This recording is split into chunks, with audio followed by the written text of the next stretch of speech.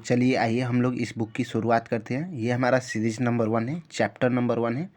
इस चैप्टर में पहले हम लोग ये समझेंगे कि इस बुक में क्या क्या दिया है, हम लोग को क्या क्या पढ़ना है। जो भी इस बुक का नाम है टेक्निकल एनालिसिस और कैंडल स्टिक की पहचान, मतलब बुक के नाम से ही समझ में आ रहा है कि हम लोग को कैंडल के बारे में पढ़ना है और टेक्निकल एनालिसिस के बारे में पढ़ना है।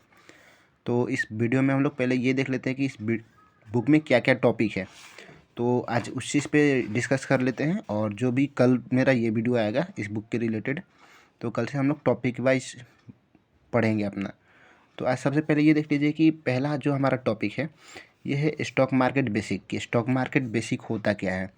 इस चीज़ में हम लोग को पढ़ना दरअसल ये है कि स्टॉक मार्केट कब आया, कैसे आया, किस तरह से लोग इसमें इन्वेस्ट करके इसमें पैसा अपना लगा करके इससे पैसा कमाते हैं। इंट्राडे क्या होता है, सेंसेक्स क्या होता है, निफ्टी क्या होता है, कंपनी कोई कैसे स्टार्टिंग में आता है अपना मतलब शेयर लेकर। तो ये पहला जो हमारा टॉपिक है इसके बारे में इस टॉपिक में हम लोग जानेंगे। दूसरा अपना ये है कि देख लीजिए, दूसरा अपना ये है type of stock market analysis.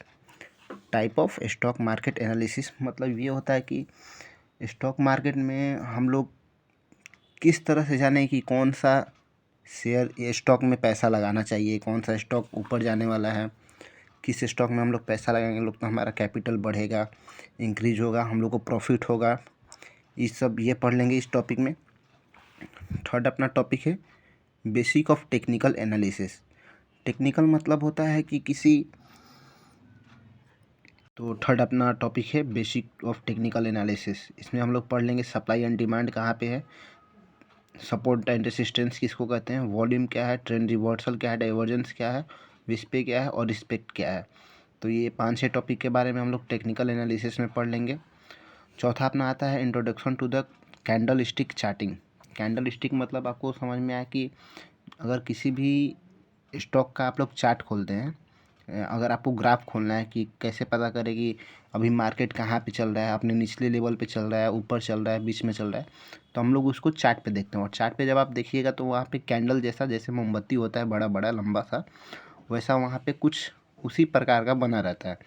तो उसमें क्या कौन सा कैंडल किसको बोलते हैं, जैसे आप लोगों को कुछ एग्जांपल बताते हैं कि डोजी किसको बोलते हैं, हैमर क्या होता है, आप लोग नाम सुने होंगे। तो ये इस टॉपिक में हम लोग को ये सब चीज़ पढ़ना है। देखिए जैसे आप लोग को दिखा देता हूँ यहाँ पे, ये star, shooting star, dark cloud cover, ये सब चीज़ें हैं जिससे आप लोग को ये सब कैंडल देखने के बाद आप पता लगा सकते हैं कि अब मार्केट यहाँ से ऊपर जाने वाला है या नीचे आने वाला है। ठीक। पाँचवा अपना है कि introduction to chart pattern. Chart pattern का मतलब हम लोग ये बोले कि जो अभी पिछले टॉपिक में कैंडल के बारे में दिया है, तो ग्रुप ऑफ कैंडल मतलब कैंडल के समूहों को, मतलब 50, 40, 20, 5 ऐसे कैंडल को मिला के एक चार्ट पैटर्न क्रिएट होता है। तो इस टॉपिक में हम लोग ये सब चीज़ पढ़ लेंगे। जैसे कौन सा चार्ट पैटर्न बन रहा है तो आपको पता चलेगा कि हाँ ये चार्ट पैटर्न बना। रिवर्सल ट्रायंगल बन रहा है तो आपको पता चलना चाहिए कि अब मार्केट यहाँ से नीचे गिरने वाला है। रेक्टेंगुलर फॉर्म बनेगा तो आपको पता चलना चाहिए कि नहीं मार्केट अब यहाँ से ऊपर जाने वाला है। एक मतलब पॉइंट मिल जाता है आपको मार्केट में काम करने के लिए कि हाँ अब यहाँ से मार्केट ऊपर आ सकता है। तो इस चीज़ में हम लोग ये पढ़ लेंगे। नेक्स्ट अपना आता है टेक्निकल इंडिकेटर। टेक्निकल इंडिकेटर मतलब वही होता है कि आपको किसी चीज़ के बारे में इंडिकेट करता है कि हाँ अब यहाँ से मतलब मोमेंटम आ सकता है किसी चीज़ में, किसी स्टॉक का प्राइस बढ़ सकता है वहाँ से।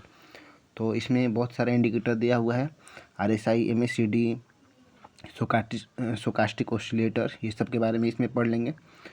अपना 7वां नंबर आता है technical analysis step by step.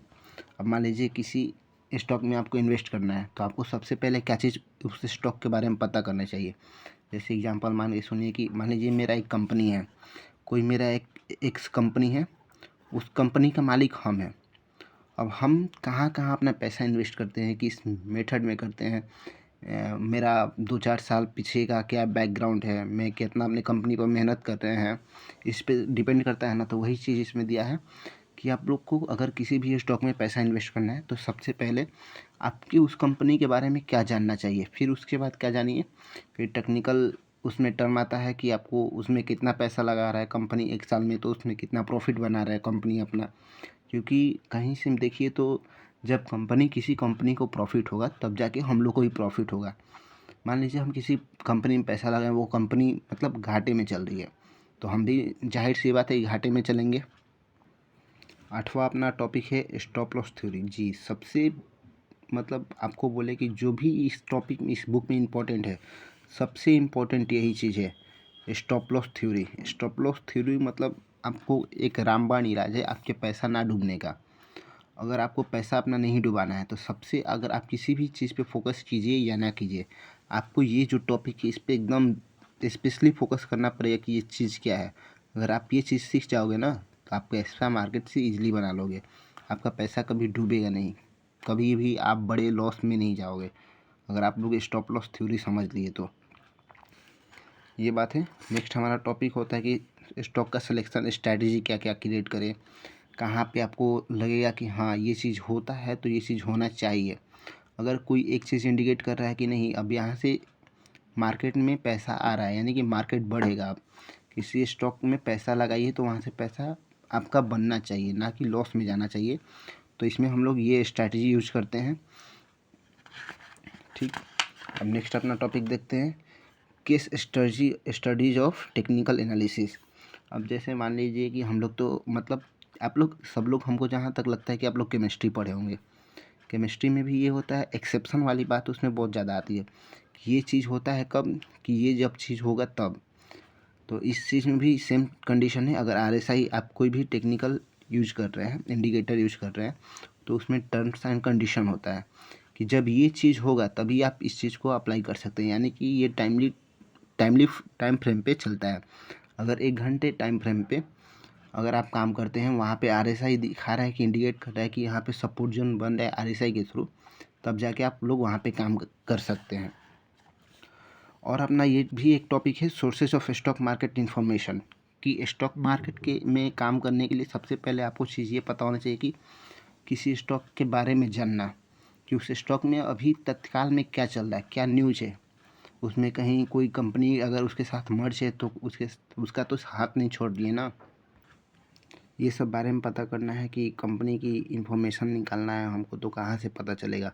तो कुछ अपना वेबसाइट है, कुछ अब ये अखबार वाले भी है, टेलीविज़न वाले भी हैं, तो कौन कौन सा साइट पे हम लोग जाके ये सब बारे में पता कर सकते हैं, आप लोग को इस टॉपिक में पता चल जाएगा। तो आप कल से ये सीरीज़ 1 बाय 1 एक टॉपिक करके आएगा, जो कि एकदम बिल्कुल पेन एंड पेपर के साथ। ये तो आज जो था ये टॉपिक मैं आप लोग को बुक पे ही समझा दिया, लेकिन कल से जो पेन और पेपर से बनाएंगे एकदम बिल्कुल लोकल बनाएंगे। मतलब समझिए कि कोई उसमें टेक्निकल यूज नहीं करना है, एकदम लोकल, जैसे भी आप लोग को एकदम आप अपने बोल चाल के भाषा में इस्तेमाल करते हैं ना वैसे बनाएंगे। कोई बड़ी ये नहीं करना है हमको कि टेक्निकल वर्ड यूज़ करें।